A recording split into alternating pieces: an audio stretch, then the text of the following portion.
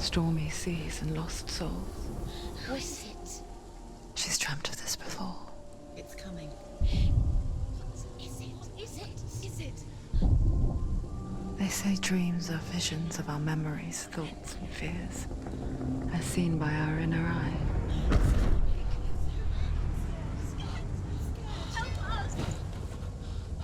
But what if each one of us is always dreaming, even when awake? And we only see what our inner eye creates for us. Is this what hell is? A world shaped by Senua's nightmares. Maybe that's why people fear seeing the world through her eyes. Yes, she's scared. Because if you believe that Senua's reality is twisted, you must accept that yours might be too.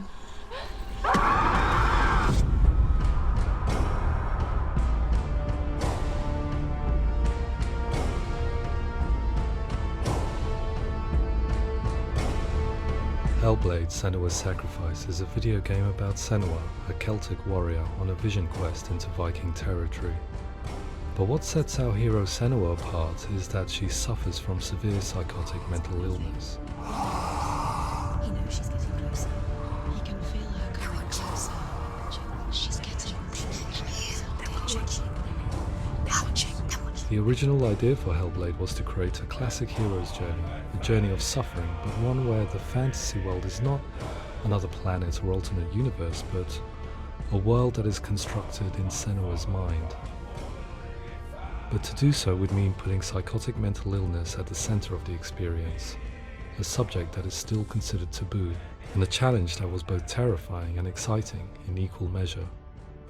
In Hellblade, the starting point was a newly discovered Celtic goddess called Senua in Ashwell, Hertfordshire. When first discovered, her name was thought to be Senua, a name which I liked and kept. I wondered if Senua might have been a Celtic warrior like Boudica who stood up to the Romans. While the Romans had conquered all of Europe, there was a group of Celts up in the furthest reaches of the Roman Empire that could not be conquered, the Picts. And so the Romans built a wall, called Hadrian's Wall, that spans across Britain from sea to sea to keep the Pictish barbarians at bay. The Picts were known for their war paint, painted on with woad, and their matted hair clumped with lime. And so Senua would be a barbarian Pict in this image. What's your name? Senua. I haven't seen you before. I don't leave home much. Oh, Zenua's daughter. I have to go. Wait. Orkney is off the coast of Scotland and was inhabited by the Picts, steeped in history and mystery, and so I made Orkney Senua's home and set the stage for a crisis. In the late 8th century, the first Vikings landed on the Orkney Islands. The population of the Picts crashed thereafter, replaced by the Norsemen of the 9th century. Were they wiped out? We don't know for sure, but it would seem likely given the reputation of the Vikings. The Northmen's brutality is legendary. High-ranking leaders and chieftains of the tribes they conquered were often offered as sacrifice to their gods. The most brutal of these sacrifices was known as the Blood Eagle. I imagine Senua as a young female warrior who returns home from exile to find her partner, Dillion, brutally sacrificed to a Norse god by these hellish warriors from a faraway land. I imagine the horror of this moment and how it would have dragged her deep into mental torment.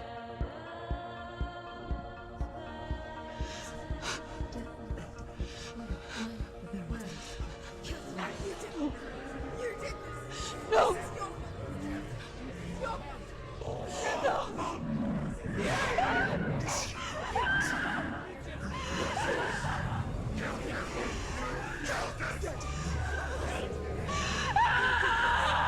I came to learn that the Celts had a sophisticated and nuanced perspective on the nature of mental disorder. One term they used was Gelt. A Gelt is a man or woman who has been driven mad by a curse, battle trauma, or grief. The Gelt would take to a life in the woods in search of penance, punishment, and purgation. And so Senua became a Gelt, cursed by darkness, looking for redemption in the wilds. Another word the Celts used in reference to mental disorders was truth, meaning fool, or Liar. one who utters the words of God. They tell of the mad sinner who flees battle into exile and takes on a beastly nature, growing feathers on his body. The character called Truth in Hellblade is based on a little-known person called Findan, an 8th century Irish Celt who was captured and enslaved by the Vikings, but eventually escaped to Orkney where he became a monk. I will tell you my stories of hell, if I may walk with you. Upon meeting Senua, it would be his stories that fuel her quest deep into their world of gods. The Northmen say the world will come to an end. The sun will grow black, the earth will sink into the sea, the stars will disappear, fire and water will meet, flames will play against the sky, the heavens and earth and all the world will be burned, all the gods will be dead, and the warriors of Valhalla and people everywhere. Senua, prepare yourself for Ragnarok, for it is nigh. So the stage was set for a new adventure, a journey into the Norse underworld called Hell, a vision quest fueled by madness and myth, a fantasy that was created by Senua's own mind, and one that we would experience through her eyes. This is your mission. This is your quest. There is nothing else left. To make a game about a warrior with psychotic mental illness as its central theme was fraught with danger. Mental illness such as psychosis is still taboo and rarely acknowledged in a century of cinema, never mind the new medium of games. Where it does feature, it often conflates psychosis and psychopathy associated with a lack of empathy. It is unfortunate that these two words sound so similar that they are used interchangeably in media. I must admit that I didn't have to look very far to discover my own ignorance of the subject. So we reached out to Paul Fletcher, psychiatrist and professor of health neuroscience at University of Cambridge. Psychosis is a descriptive term, and it refers to having a loss of contact with objective reality. So it's characterized by two main sets of symptoms. One of them is hallucinations, where somebody experiences perceptions when there is no actual objective thing out there to perceive. You're already dead. Who are you? And the other is delusions, where somebody comes to very often bizarre, unpleasant, frightening beliefs when there's no good evidence in favor of them. There's no doubt about it. The source of the darkness is in Helheim. And the goddess Hela holds his soul there. We reached out to Welcome, a biomedical research charity that spends billions on research and awareness programs aimed at improving health. Mental health hasn't always been presented in the media in a way that is particularly helpful. It can be challenging to engage people with the subject matter, and there are a lot of preconceived ideas about mental health, and particularly schizophrenia and psychosis. So we hope our support allows the team to continue to collaborate with Paul Fletcher and with those who have experience of psychosis to create a game that provides a fresh perspective on the condition and allows audiences to engage with it in a way that just wouldn't be possible in any other medium. What started out as a brief consultation convinced me that we were only scratching the surface of an immensely deep and interesting subject that could enrich and change the very nature of the game. That's cool. Thanks so much for coming. Pleasure. Thanks. It's really interesting for me. I'd love to be involved. It's fascinating. Absolutely. Our understanding of psychosis is still very much a mystery, and ways of treating it are still primitive compared to physical illness. After all, it is easy to see the pain and suffering caused by physical diseases or physical trauma. It is not so easy to see the mental suffering and trauma of severe mental illness. But what if we could find a way to see it? Games are capable of drawing you in for hours on end, playing the role of a character who is different from you, experiencing their perspective, and actively involving you in a world that functions with a different set of rules. That voice is not a kind voice. That voice calls you to your death. It's an evil voice. If we were to represent Senua's psychosis, we would have to simulate voice hearing, a common attribute. But how can we simulate something we have no first-hand experience of? Professor Charles Fernyhough, a leading expert in voice hearing from Durham University, offered his help. Hearing voices is an experience that is usually associated with severe mental illness, and crucially we know that hearing voices is a part of ordinary life for many people who don't meet the criteria for mental illness. Yeah.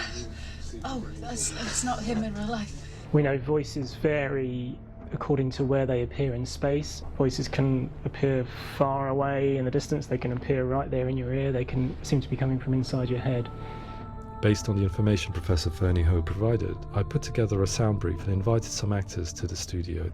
We recorded the actors using a binaural microphone, which records the 3D spatial position of sound, replicating the way sound is heard by human ears. It gives you an incredible sense that the person you are listening to is right there beside you. Can't see how she's going.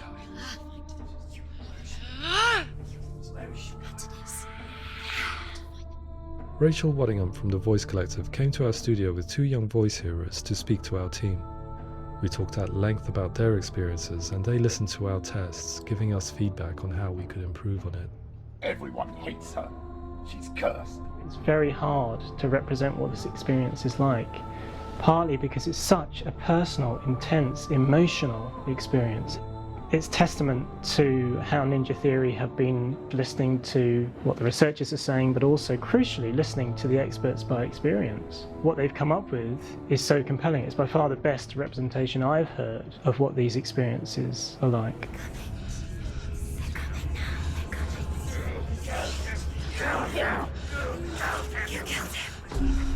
Other common attributes of psychosis are visions and flashbacks.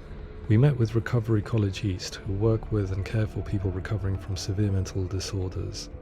A group of service users gave us their first-hand account of what they experience.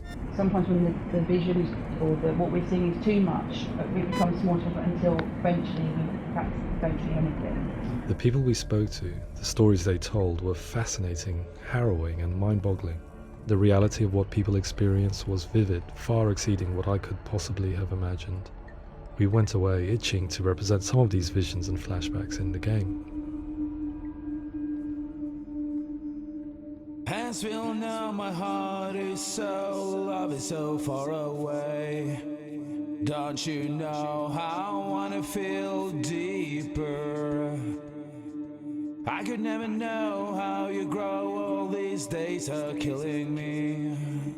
Now I see deep in me insanity does unfold. I just wanna feel deeper, deeper. I just wanna feel deeper, deeper.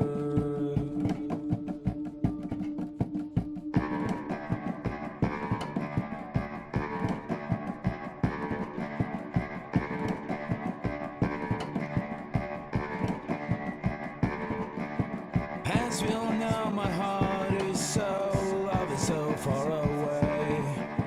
Don't you know how I wanna feel deeper? I could never know how you grow, all these days are killing me.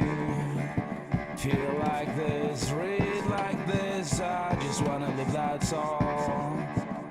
I just wanna feel deeper, deeper.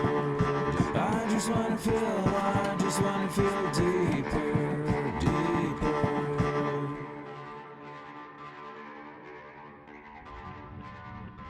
To refine our work, we continued to hold meetings with Recovery College East over the course of a year and a half, showing them what we had achieved so far and refining the in-game representations based on their feedback. With their help, flashbacks, visions and changes in perception were woven into the story and gameplay of Senua. The students that are involved in this project are incredibly excited about being involved. They have described the experience as being important because it values their lived experience and shows that despite what we have been through, all of that experience becomes valid, that actually it's something that we should all be talking about. The experiences described range from beautiful to frightening beyond comprehension. I heard of a girl who has to live with an angry voice screaming at her, slamming on her doors and walls 24 hours a day. I met someone who would often see hanging corpses in a room, so real that she would sometimes try to rescue them. The panic and fear that comes with such visions is entirely understandable, and it can be a living horror for some. Worthless, weak, pathetic. Go on, feel sorry for yourself, because there is no one left to do that for you. I was urged by one fellow that we should not shy away from showing this horror, and so I was perpetually torn in making Hellblade. Had we gone too far with our representations or not far enough? broken and lost. Just like your soul. Come on.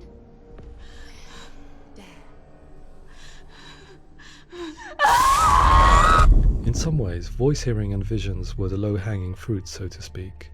There's another aspect of psychosis that is much harder to explain, but one that I think video games are uniquely able to represent, which are often called delusions. People begin to see patterns in the world. They begin to link things that most people wouldn't link. Most of the things that we might think would be coincidence or, not worth commenting on. Nevertheless, that might have a particular salience or importance for them. One individual described how everyday words, sounds, colours and objects were steeped in meaning to him, forming a strange and sinister puzzle that he was determined to solve but could not quite get to the bottom of. It's not just brain dysfunction. It's not like the system shut down. It's actually an incredibly creative process. The person creates a world populated with voices and phantasms and terrors, and they're completely immersed in it. They believe in it. We often invite people into the studio to play the game. In one of our playtests, they played through much of the game, making associations between runes, secret messages, and the threat of darkness that stalked them. There are many things that happen in the world of Hellblade that make perfect sense within the context of Senua's mind. The dark rot that's killing her slowly from within, the secret runes of the gods that block her path to Helheim, and strange associations that exist in the game to confuse you. To complete Senua's quest, you have to internalize and accept the logic and meaning behind these things to progress. Afterwards they said that they didn't see much evidence of mental illness in the game. People with delusions of all sorts would argue the same thing, that they are not aware of their experience being abnormal in any way. I need this sword. It's important. Representing perception changes and thinking patterns within Hellblade gives us a set of symptoms common in psychosis. But people with lived experience were keen to emphasize another point, that it is wrong to define a person by their symptoms. Quite often, the illness comes not from the symptoms, but from the stigma, isolation and mistreatment that comes about from the rest of society. They say that I'm cursed. What if they're right? I needed someone to portray Senua, someone who could believably internalize her suffering.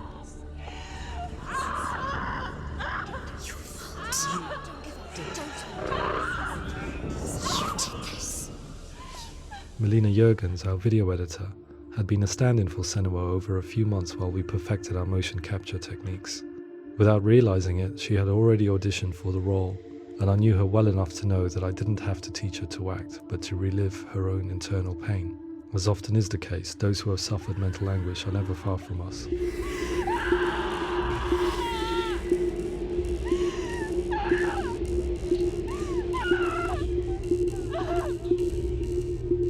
My hope is that by creating a compelling and aspirational character in Senua who feels very much real, albeit in a fantasy setting, we can provide a lens into her reality, a different one to yours, and this is where storytelling comes into play.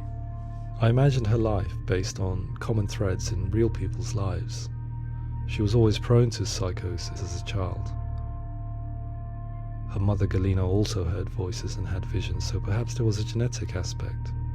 Or perhaps it was cultural, as she lived within a world without science, of gods and a superstition, as exemplified by her druid father Zimbal. Psychosis developed in her late teens to early 20s and was exacerbated by stigma and isolation at the hands of the clansmen and her father. This darkness. It's spreading. The trauma of seeing her lover Dillian sacrificed tips her over the edge, making her remodel her reality around a concept that connects everything: the darkness. So the question, is what Senua experiences real? Can only be answered by saying, yes, it is real. It is her reality. All of her suffering will have been for nothing.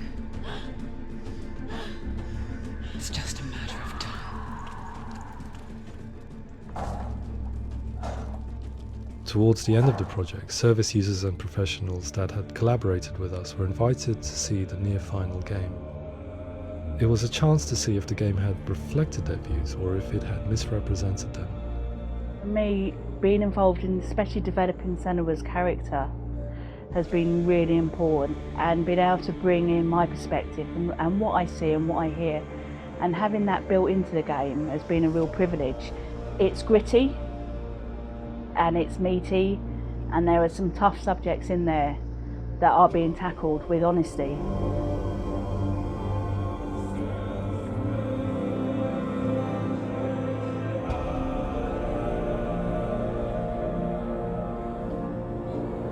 I was blown away by it today, absolutely blown away. It was just fantastic to get the opportunity to use our lived experience in a very creative way. There's nothing tokenistic about the work we've put in. It feels like we've been listened to, things have been taken on board, and I think there was a lot of realism in the game itself, and it feels very authentic.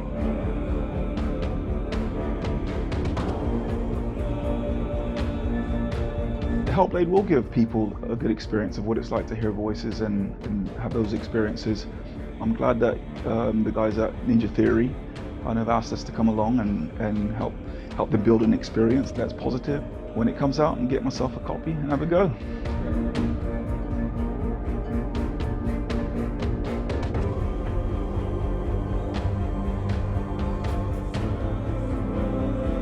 I think all the way through I was really inspired by how the conversations have translated into the game in a way that I think I didn't imagine was possible. So wonderful, really wonderful.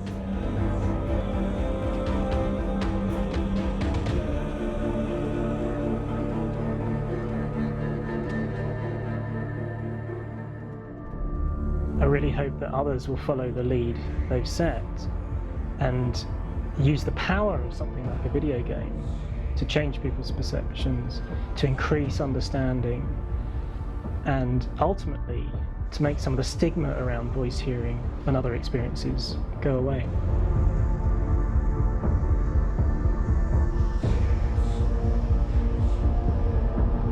For me, it was really exciting to see something that I explore scientifically being represented so beautifully in a character who's trying to penetrate the mysteries of the environment in which they've been placed, with all of this strange uncertainty and noise and conflicting information that they're getting. I'm very excited by this way of trying to represent mental illness, because I think it actually might be offering us insights that we wouldn't get from pure scientific explorations, and actually giving us quite an empathic view of what it might be like.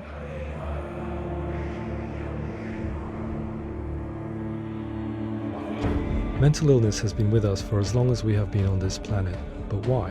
Why hasn't evolution stamped out this weakness from within our gene pool? I often pondered this question until I realized that the question had an inbuilt flaw. It assumes that being and thinking differently is a weakness. The only reason we have computers, spacecraft, medicine, poetry, art, and yes, even video games is because individuals are able to simulate new abstract realities in their minds and share them with the rest of us.